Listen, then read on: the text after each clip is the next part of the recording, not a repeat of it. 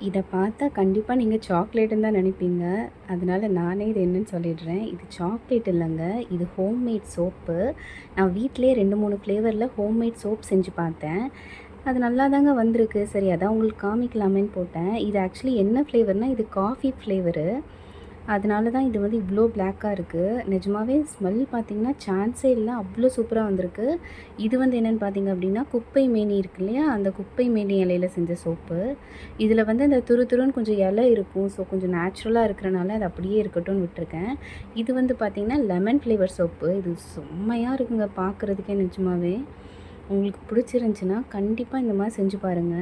அதுக்கப்புறம் இது பார்த்தீங்கன்னா, இது வந்து மஞ்சள் சோப்புங்க. மஞ்சள் கலந்து செஞ்சுருக்கேன். இதுவுமே உங்களுக்கு ரொம்ப நல்லது. ஆன்டி ஆக்ஸிடென்ட் நிறைஞ்சது. இது ரொம்பவே நல்லாயிருக்கும். ஷேப்பும் பார்த்தீங்களா, நான் மோல்டு யூஸ் பண்ணியிருக்கேன். நீங்க சாதாரணமான பாக்ஸ்லேயே இதெல்லாம் பண்ணலாம். இதுவும் காஃபி சோப்பு தாங்க. ஆனா காஃபி ப்ளஸ் இதில வந்து நான் கொஞ்சம் குங்குமப்பூ, அதுக்கப்புறமா கொஞ்சமா கத்தாழைலாம் போட்டிருக்கேன். இது கொஞ்சம் மல்டி சோப்புங்க. இத பார்த்தாலே தெரியும். 2, 3 ஃப்ளேவர்ல இது செஞ்சிருக்கேன். ஸோ இதெல்லாம் நான் ட்ரை பண்ணி பார்த்துட்டு கண்டிப்பா எப்படி இருக்குன்னு ரிவ்யூ சொல்றேன். Thank you.